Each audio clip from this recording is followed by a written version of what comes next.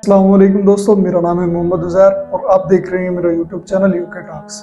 आज एक और बहुत ही ज़बरदस्त और इंटरेस्टिंग वीडियो के साथ हाजिर हुए हैं। आइए देखते हैं डॉक्टर ज़ाकिर नाइक साहब की और बहुत ही मज़ेदार video. Hello, Dr. Zsakir Naik. My name is Mahendra Kumar, and I am by qualification MBA and work for Thomas Cook at Fort. My question is regarding non-vegetarian foods. It is allowed in Islam. Animals are living beings. So, don't you think that it is violence? And my second question is that is it compulsory in Islam to have non-veg food, and can a pure vegetarian person can follow Islam? Mr. Mahesh Kumar has asked a very good question. He said that in Islam you all have non-veg food, you all kill animals. Why does Islam give permission to kill living creatures? And can a Muslim be a pure vegetarian? Brother, before I answer the question, I'd like to tell you, a Muslim can be a very good Muslim even by being a pure vegetarian. It is not compulsory in Islam that you should have non-veg food. It's not compulsory. But since Allah says in the Quran and gives permission for a person to have non-veg food, in Surah Ma'idah chapter number 5 verse number 1, it says that eat of the four-footed animals which have been made lawful for you. It's mentioned in Surah Nahl chapter 16 verse number 5 that you can eat the meat of the cattle. It's mentioned in Surah Mu'minun chapter 23 verse number 21 that in the cattle we give you a drink which is good for the humankind, and of the meat you can eat. So when Almighty God gives you permission to eat the meat of the lawful animals, then why should we not have? Now coming to the logical reason why Islam permits you to have non-veg food. If we analyze non-veg food, it's rich in protein.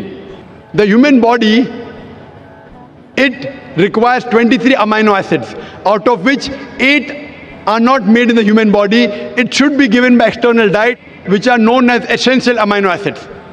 Now these all 8 essential amino acids are present in no kind of vegetable food together. It's only present in flesh food. So the non-veg flesh food is more nutritious as compared to vegetables. Furthermore, if we analyze, if you see the set of teeth of the herbivorous animals, the cow, the goat, the sheep, they have got flat set of teeth. They only have vegetables, they don't have flesh food. If we analyze the set of teeth of the carnivorous animals, the tiger, the leopard, the lion, they have got pointed set of teeth. They have canine set of teeth. They only have flesh, they don't touch vegetables. If you analyze the set of teeth of the human beings, if you go in the mirror and see, we human beings, we have got flat teeth as well as pointed teeth.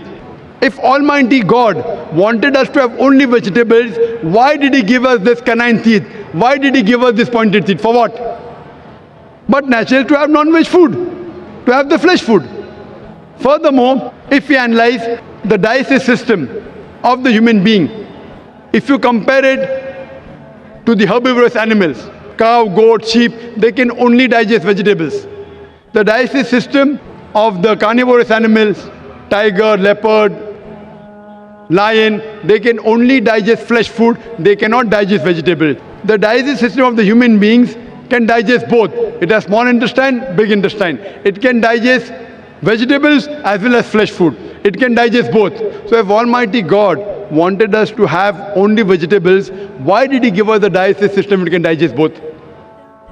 As far if you analyze, many of the Hindus think that Hinduism prohibits the eating of flesh food.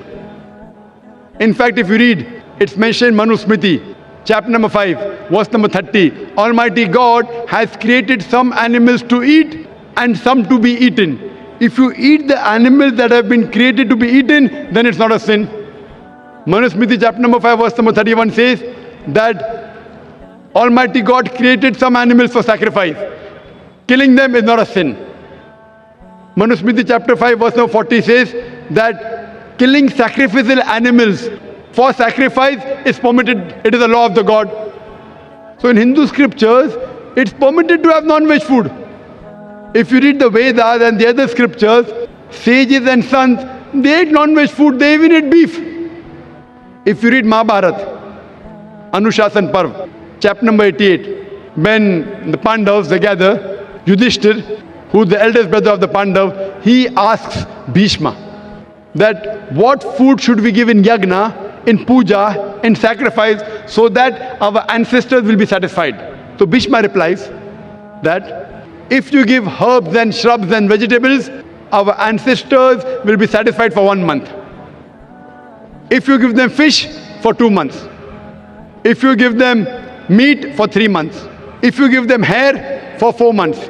If you give them goat, for 5 months. If you give them bacon, for 6 months. If you give them birds, for 7 months. If you give them deer, for 8 months. And the menu continues, big menus there. It says if you give buffalo, for 11 months. If you give the flesh of cow, our ancestors will be satisfied for 1 full year. And if you give red meat of goat or meat of rhinoceros, they'll be satisfied inexhaustibly. So according to Hindu scriptures, eating non-veg is not a sin.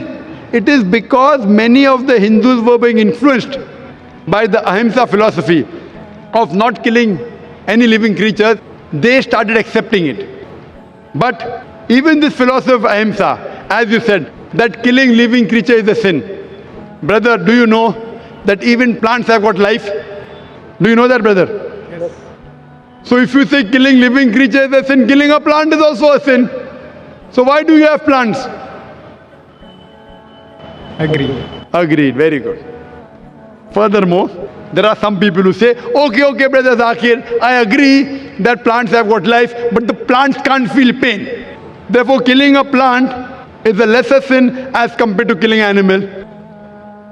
The point to be noted is that today science has advanced and we have come to know even the plants can feel pain. But the cry of the plant cannot be heard by the human being because human beings hear, the frequency that they hear is from 20 cycles per second to 20,000 cycles per second. Anything below and above this range you cannot hear. So there was a farmer in America who converted the cry of the plant into the human frequency, and you could come to know when the plants were crying, when they wanted water.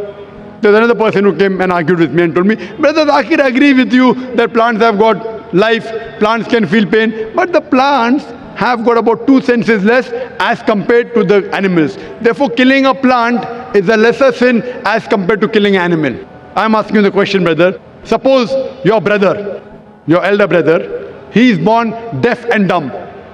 After he grows up, and someone comes and kills him. So will you go and tell the judge, me Lord, give the murderer less punishment because my brother had 2 senses less. He could not hear, he could not speak. Will you say that? In fact, you will say, give the murderer double punishment. He could not hear, he could not speak. My brother was masoom, he was innocent. So in Islam, it does not work like that, 2 senses or 3 senses. The Quran says in Surah Baqarah, chapter number 2, verse number 168, eat of the good things we have provided to you. As long as the food is halal, it's tayyib for you, you can have it.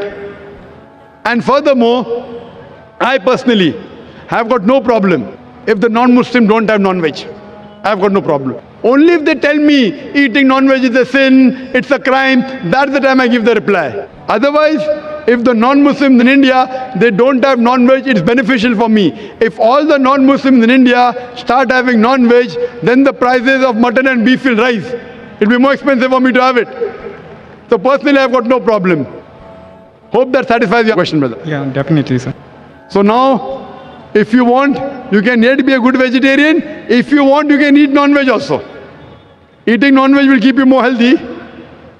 You can have, but even if you want to be a pure vegetarian, it's not a sin. Hope that answers the question, brother. तो जैसा कि हम लोगों ने देखा, doctor साहब ने बहुत अच्छा और ज़बरदस्त जवाब दिया है। तो ऐसे ही और मज़ेदार और इंटरेस्टिंग फैक्ट्स जानने के लिए फॉलो कीजिए हमारे पेज को और सब्सक्राइब कीजिए यूके टॉक्स को।